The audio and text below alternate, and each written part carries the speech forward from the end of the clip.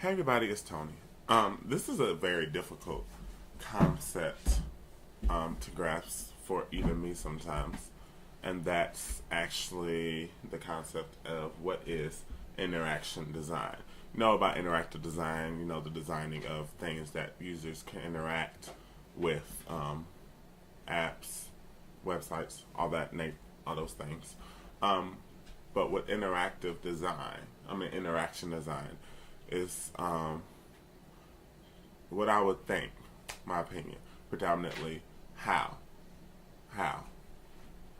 That's the main question of interaction design. How do we do this? How do we do that? How does this affect this? It's about the inner relationships between things. How, I mean something very plain. How this website is going to affect what this consumer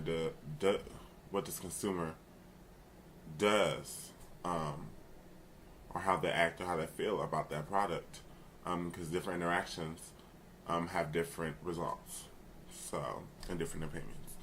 So I'm on a quote from Burr. He is an interaction designer, human factors engineer, a visiting scholar at Stanford University.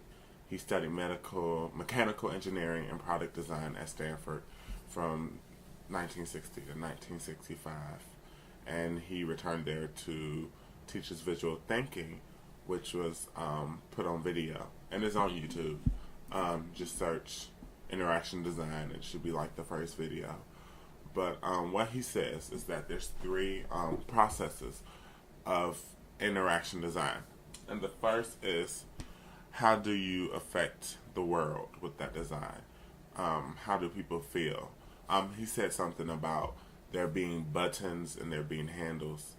I'm going to let y'all listen to it a little bit. They're all how do you affect the world? And I think of a simple choice there between handles and buttons.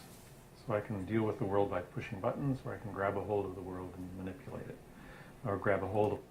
So in other words, we can either, push buttons, go with the way, doing things, or we can use handles and twist it and manipulate it so that, to my opinion, different actions create different results and create different things. So, and then another point, there's three of them, this second one. Another one, how do you feel? How do you go by getting that feedback from the world? And that's one of the main things about interactive design. How do we go by getting the feedback that we want from the world? How do we go by doing that with our interactive designs and everything? And then the last was, how do you know? How do you get the users to understand how to interact with the whole design? So how do you map it out for them? How do you automatically, when they land on that site, or when they land on that whatever it is with interaction or being interactive, when they land on that app, or anything, even in a book, just simple things, everyday things. How do you go by mapping it out to them so that they get the whole thing within like this? Because if they don't, and it's too confusing and it's too overpowering for them, and it's too much for them at one time, they're gonna stop using it. They're gonna exit out. They're gonna close the book. They're gonna close the magazine. No more interaction for you.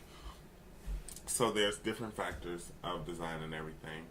But yeah, y'all should really go research Bill Verplank, Verplank, because he's very methodical when it comes to, this affects this and this. It's simple, but it's hard at the same time. So definitely look into interaction design, and I will see y'all when I see y'all.